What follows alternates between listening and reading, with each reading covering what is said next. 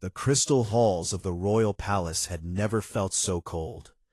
Princess Queen Alindra stood before the tall windows, her delicate wings folded tight against her back as she watched the distant stars. Somewhere out there, her people were dying. She was 23 cycles old, too young to rule, too young to carry the weight of an entire empire on her shoulders.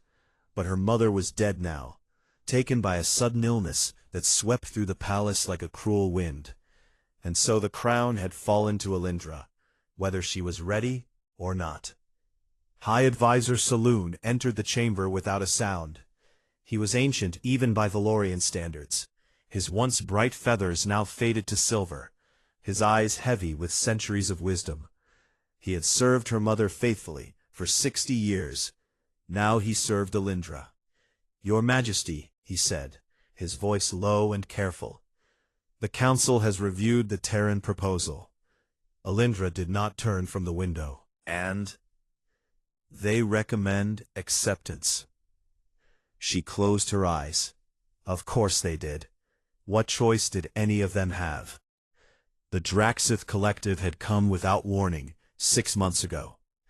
An insectoid species that moved like a swarm, thought like a single terrible mind, and consumed everything in their path. 3 of the Empire's border systems had already fallen. Millions of Valorians were dead or enslaved. The military reports spoke of horrors that Alindra could not bring herself to read in full. And now the humans had offered help. Humanity, a species that had only discovered faster-than-light travel a mere century ago. In the grand scale of galactic civilization, they were infants. Yet somehow, in that short time, they had built a reputation that made even the oldest spacefaring races uneasy. They were violent, aggressive, unpredictable. They waged wars among themselves with a frequency that baffled other species. They had survived extinction-level events on their homeworld, not once, but several times, and each time they emerged stronger, more determined, more dangerous. And now they wanted an alliance with the Valorian Empire. But their condition made Alindra's blood run cold. "They want a marriage," she said quietly, "between me and their admiral." Saloon moved to stand beside her. Admiral Cole Barrett, commander of the Terran Union's 7th Expeditionary Fleet, the most decorated military officer in human history. The Butcher of Corax 9. Saloon hesitated before nodding. "Yes, that is what they call him." Alindra had seen the intelligence reports. She had forced herself to read every terrible page. At Corax 9, Admiral Barrett had led an assault against a Draxith Hive fleet that resulted in the deaths of 30 million enemy combatants in just 72 hours. The images from the battle were nightmarish. Entire carrier ships torn apart, escape pods hunted down and destroyed. No mercy, no prisoners, just absolute, relentless annihilation. This was the man they wanted her to marry. "The Council believes it is our only option," Saloon continued.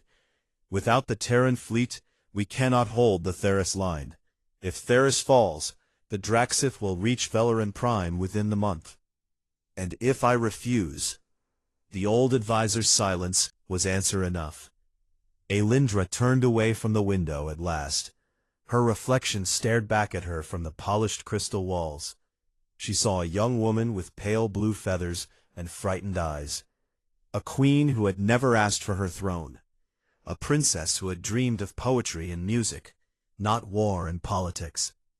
But dreams did not save empires. "Show me his file again," she said.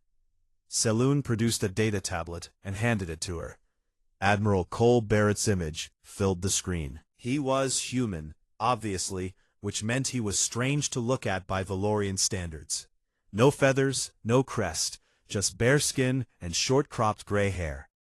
His face was hard, lined with age and stress. His eyes were dark and unreadable. According to the file, he was 57 years old. He had served in the Terran military for 34 of those years. He had commanded ships in 11 major conflicts and countless smaller engagements. He had been wounded in battle 7 times. He had received every medal and honor the Terran Union could bestow. And at Corax 9, he had ordered the complete destruction of an enemy fleet without hesitation, without mercy, without regret. What kind of monster did something like that? What kind of monster was she agreeing to marry? "Your Majesty," Saloon said gently, "I know this is not what you wanted. I know this is not fair. But sometimes leaders must make sacrifices that ordinary people never face. Your mother understood this. She would have done the same." "My mother is dead," Alindra replied, her voice hollow. "She does not have to live with this choice. I do."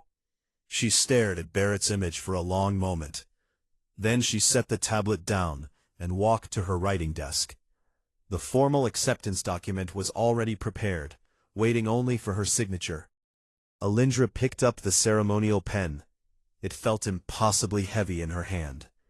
She thought of her people, the refugees fleeing the border systems, the children crying for parents who would never come home, the soldiers dying in battles they could not win, all of them looking to her for salvation. What was her happiness compared to their lives? She signed the document. Her hand was shaking so badly that the ink smeared slightly at the end. She did not bother to fix it. Let the humans see her fear. Let them know what this cost her. Saloon took the document with a bow. "I will transmit this immediately, Your Majesty. The Terran fleet should arrive within the week." He left her alone in the silent chamber. Alindra walked back to the window.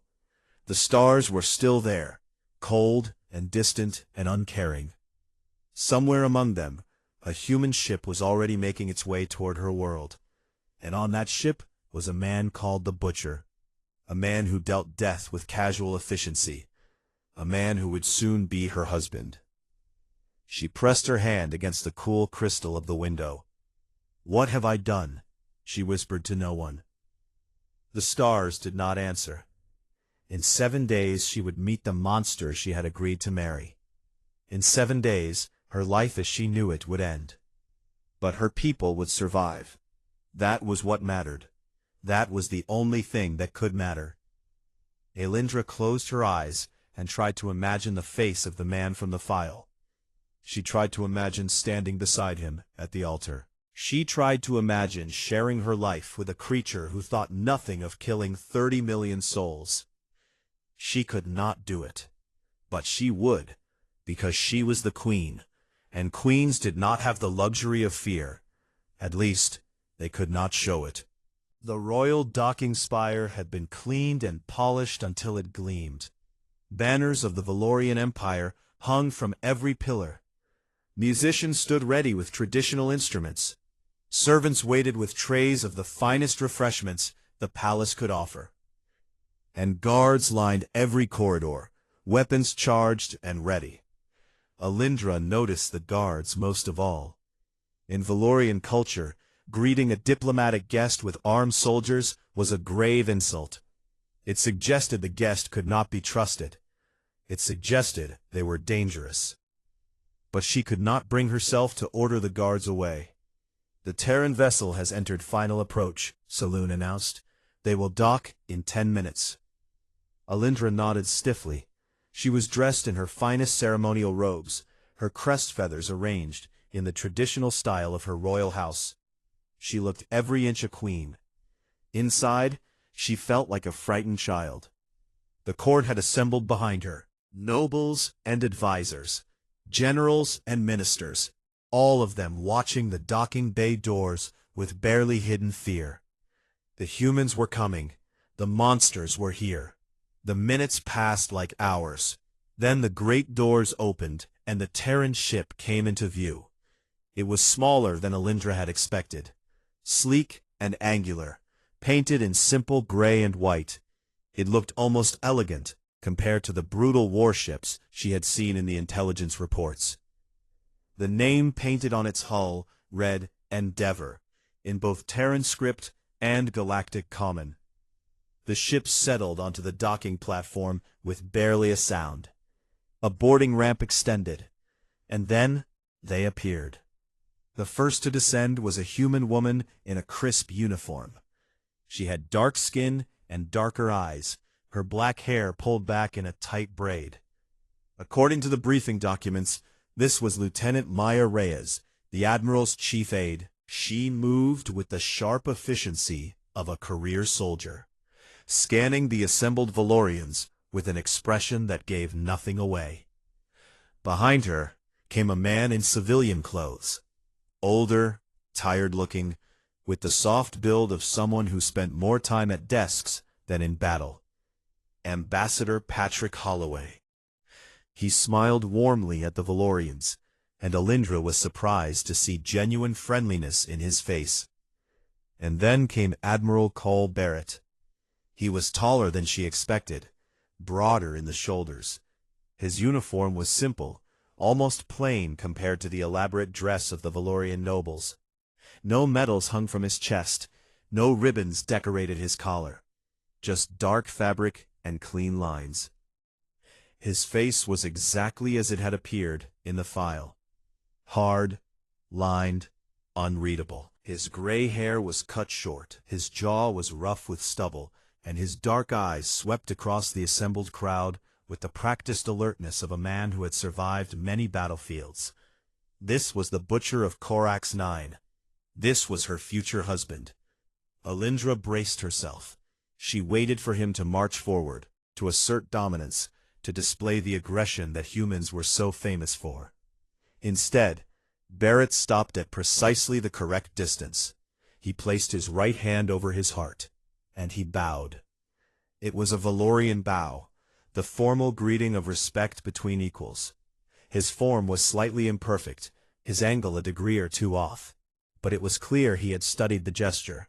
He had practiced it. "Princess Queen Alindra Vorthane," he said. His voice was lower than she expected, rough but not harsh. "Thank you for receiving us. The Terran Union is honored by your welcome." He pronounced her name carefully, each syllable correct. Another thing he had practiced. Alindra found her voice somehow. "Admiral Barrett, welcome to Valoran Prime." She waited for him to speak again, to make demands, to assert his position. But he simply nodded and waited for her to continue. The silence stretched. Finally, Ambassador Holloway stepped forward, with his warm smile. "Your Majesty, the Admiral has brought a gift for you, a small token of respect from Earth." Barrett reached into his uniform and produced a small box made of polished wood. He held it out to her with both hands, another Valorian gesture of respect that he had clearly researched. Alindra took the box. It was light and smooth, carved with intricate patterns she did not recognize. She opened it carefully. Inside was a tiny mechanical device. As she lifted it, music began to play. A simple melody, gentle and sad and beautiful, produced by a mechanism she could not see. "It is called a music box," Barrett said quietly. "They are made by hand in a region of Earth called Appalachia. The melody is an old human song about loss and hope." He paused. "I was not sure what would be appropriate. I hope I have not given offense."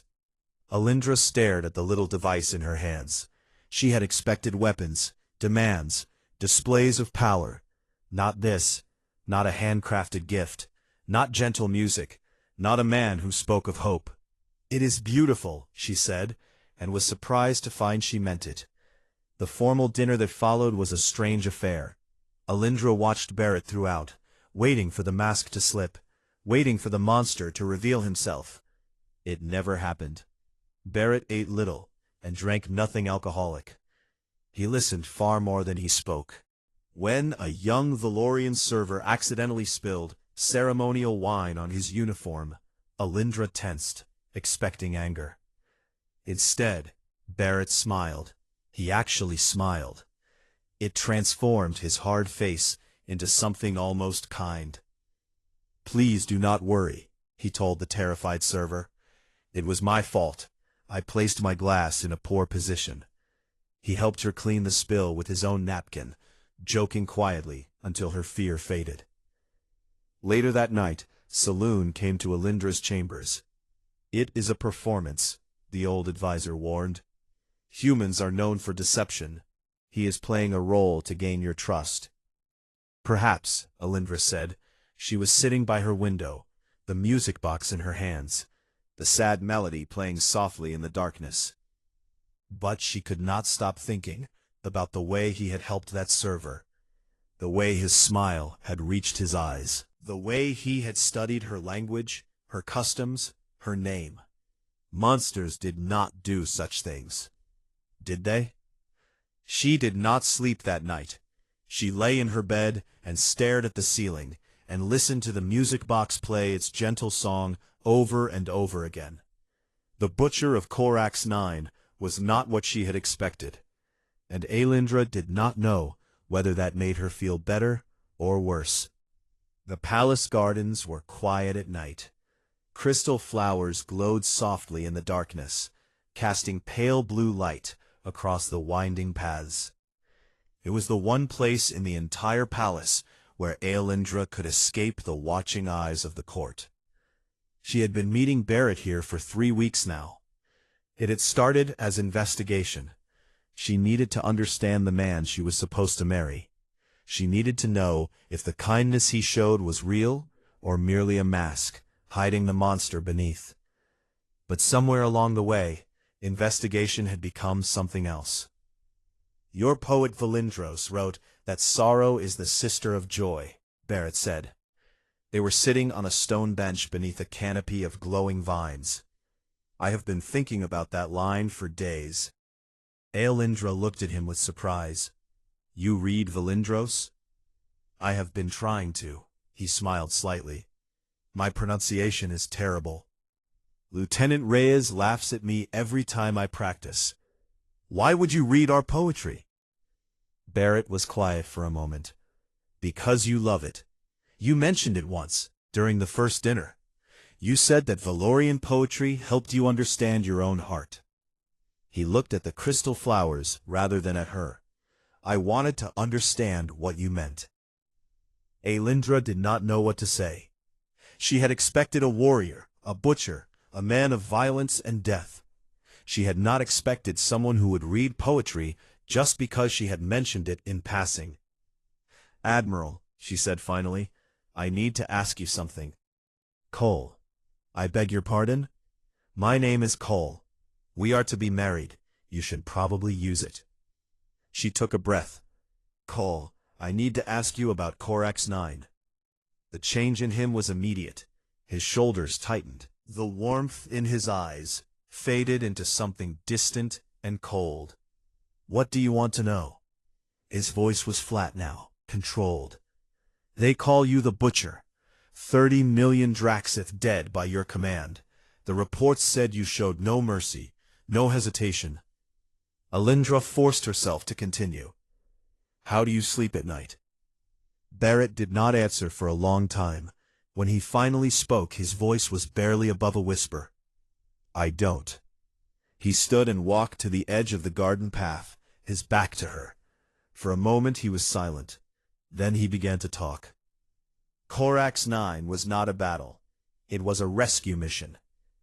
Alindra frowned. The reports said nothing about. The reports did not tell you everything. Barrett turned to face her. His eyes were haunted now, filled with a pain that made Alinda's heart ache just to see it. There was a colony ship, the Morning Star. 40,000 civilians on board. Families. Children. 12,000 children, Aelindra. They were traveling to a new settlement when the Draxith intercepted them. He paused. His hands were trembling slightly at his sides.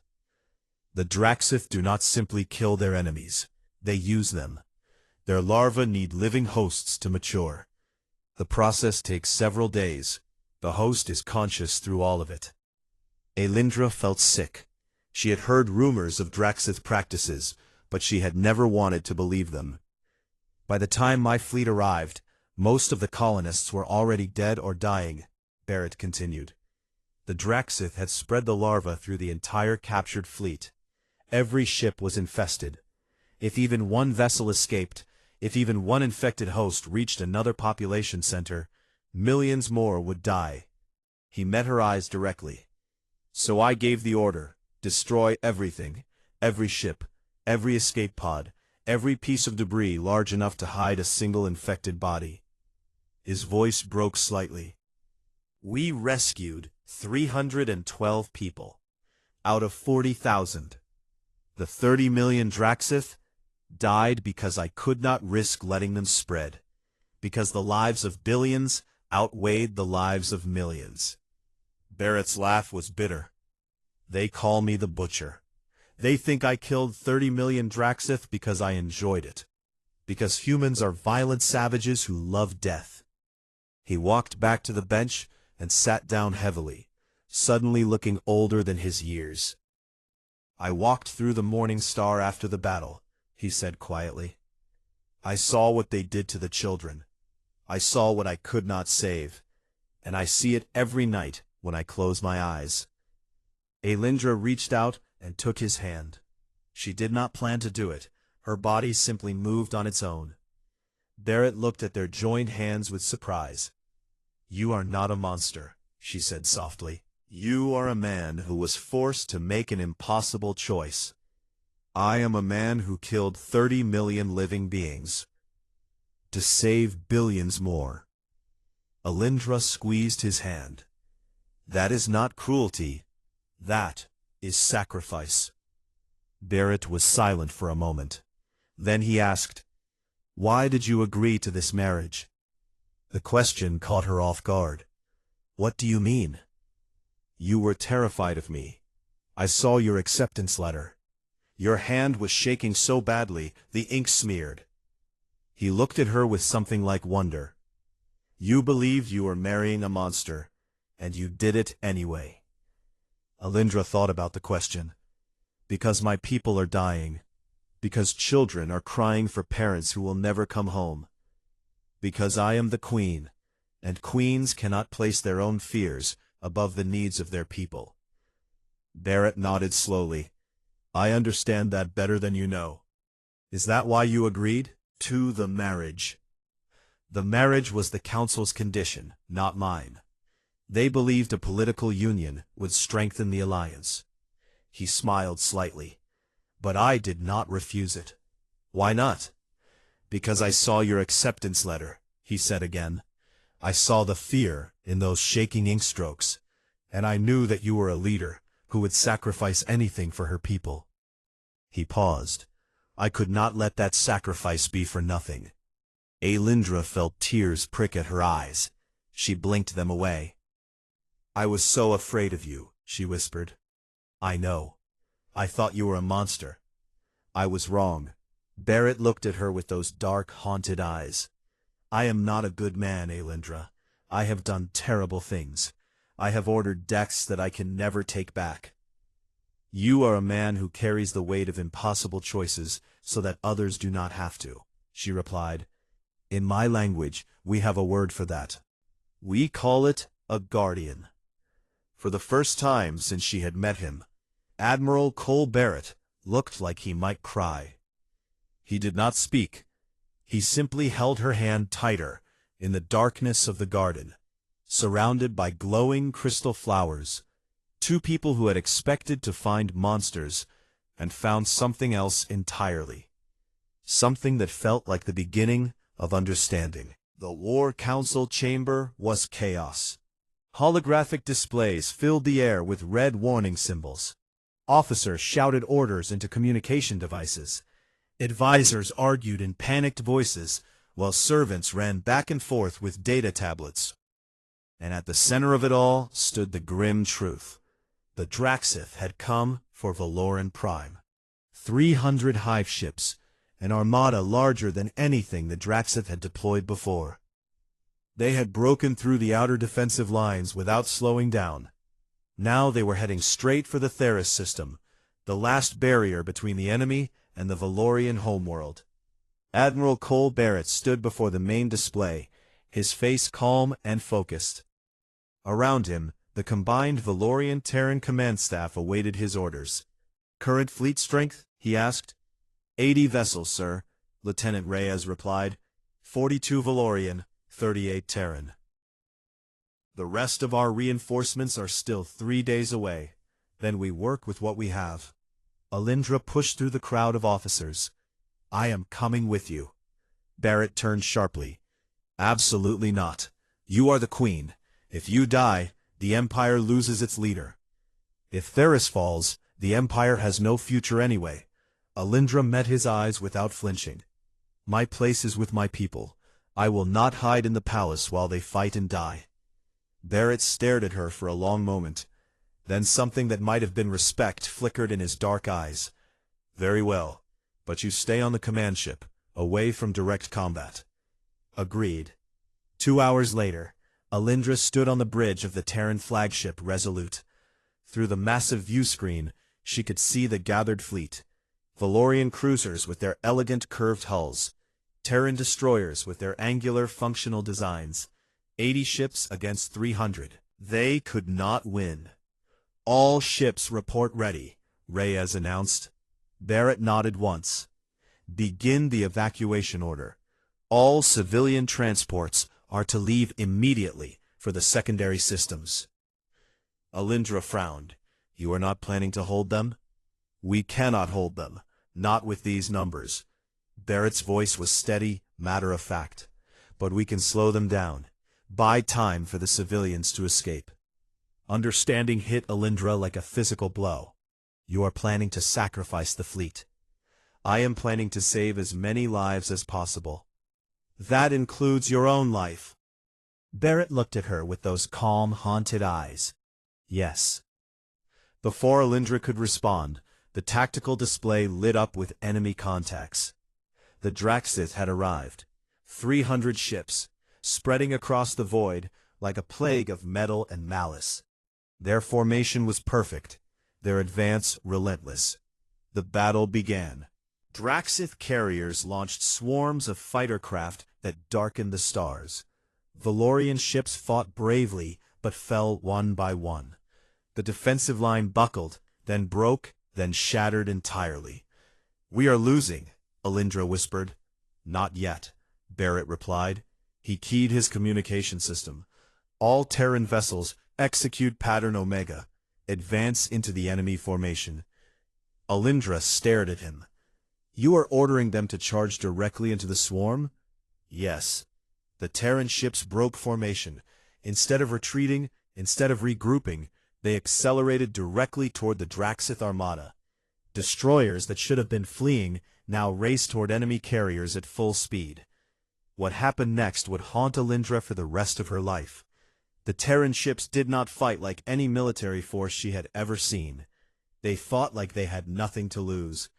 Damaged vessels did not retreat for repairs. Instead, they rammed directly into enemy ships, detonating their reactors on impact. Escape pods were launched, but when they were in danger of being captured, their own crews destroyed them from within. No one would be taken alive. One ship in particular caught Alindra's attention. A destroyer called the Relentless, commanded by Captain Danny Ochoa. His ship was crippled early in the battle, engines failing, weapons offline. By any reasonable standard, he should have surrendered. Instead, he aimed his dying ship directly at the Draxith command carrier. All hands abandon ship. Ochoa's voice came through the communication system, calm and clear. It has been an honor serving with you. The Relentless struck the command carrier at full speed. The explosion was visible from across the system. When the light faded, both ships were gone, and the Draxith advance had stopped. The hive mind that controlled the collective was not accustomed to this kind of warfare. They could calculate casualties, they could measure losses, but they could not understand an enemy that refused to retreat, that chose death over capture, that seemed to welcome destruction if it meant taking more of them along. The math was changing. They are regrouping, Reyes reported, disbelief in her voice. The Draxith are pulling back. Alindra could not believe it. We are winning? No, Barrett said. His voice was tired now, heavy with grief. We are making them pay a price they did not expect. They will be back. But not today. 300 ships became 200, then 100, then vanished into the void to lick their wounds and reconsider their strategy. Behind them, the Valorian civilian transports completed their evacuation. 300 million lives saved because a handful of Terran ships had been willing to die to buy them time. The cost was terrible. Of 40 Terran vessels, only 11 remained functional. Hundreds of human soldiers were dead. Captain Ochoa and his entire crew were gone.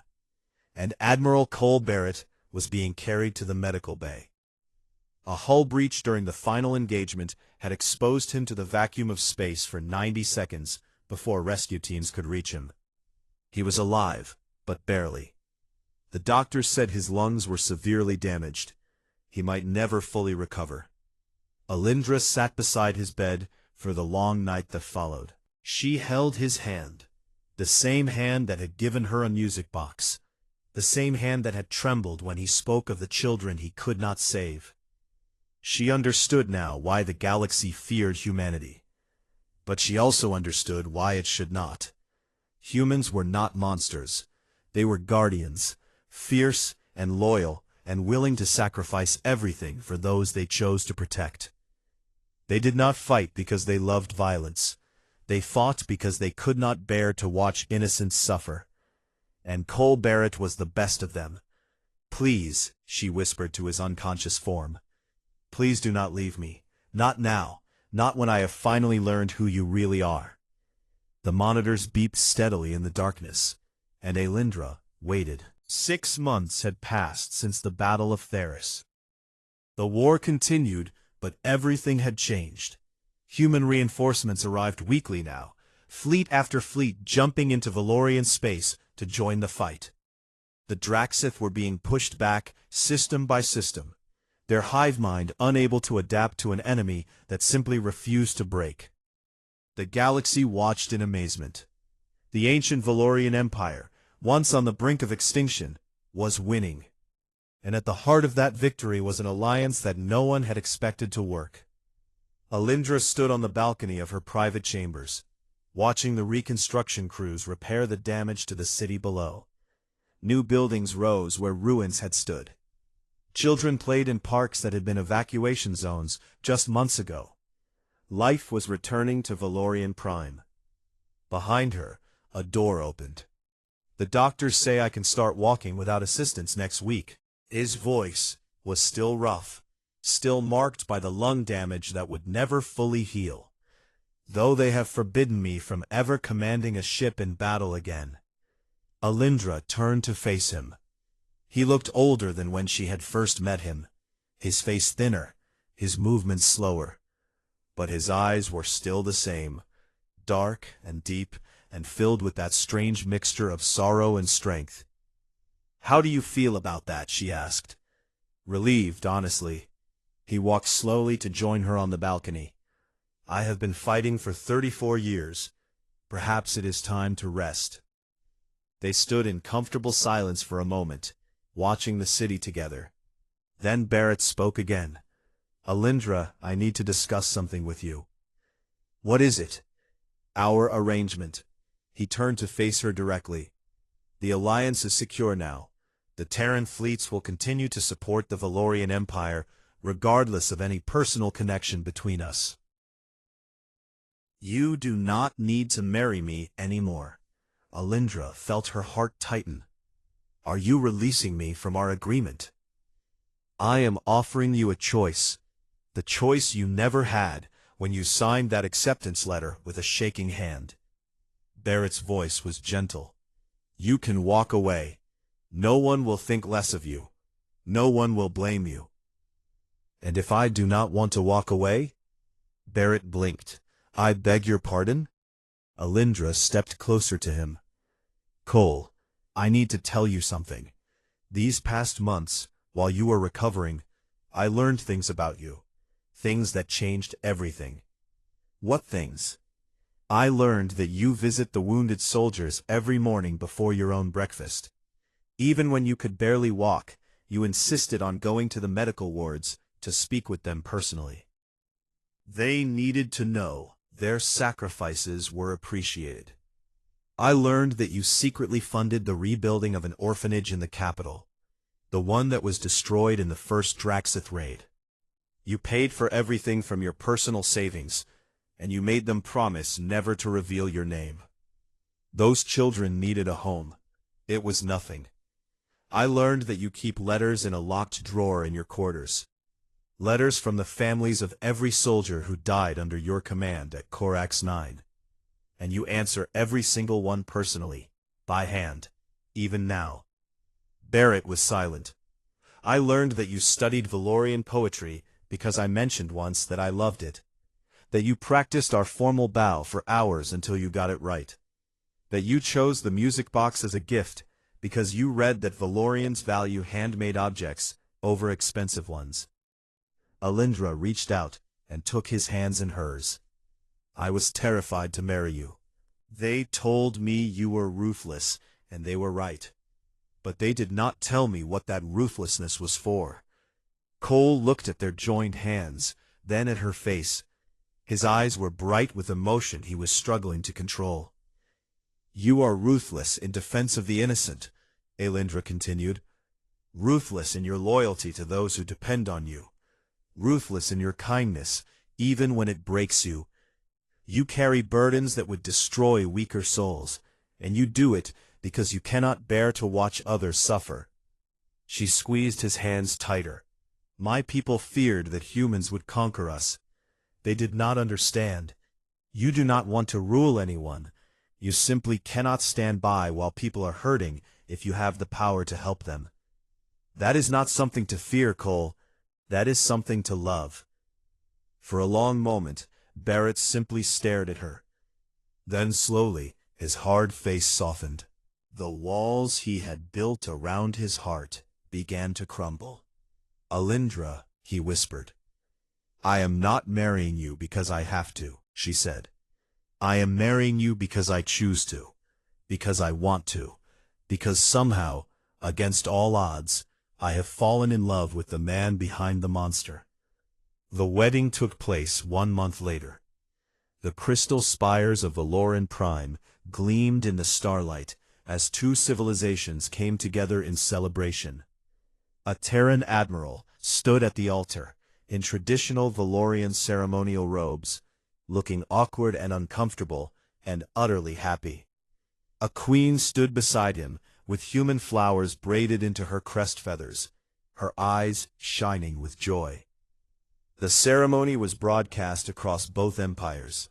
Billions watched as these two unlikely partners exchanged vows in both languages, promising to stand together through whatever challenges the future might bring. That night, they stood together on the same balcony where Alindra had once watched the stars in terror, wondering what manner of monster she had agreed to wed. Now, she watched them with hope. I should warn you, Cole said quietly. Humans live shorter lives than Valorians. You may outlive me by centuries. Alindra looked at him. This strange, quiet, impossibly kind man who had come from the stars to save her people. This warrior who carried more grief than anyone should have to bear. This guardian who would sacrifice anything for those he loved. Then I will make certain, she said softly, that every century remembers you. Cole smiled, a real smile, without shadows, without pain. Perhaps the first truly happy smile he had worn in decades. Love followed. It was the most visited exhibit in the entire museum.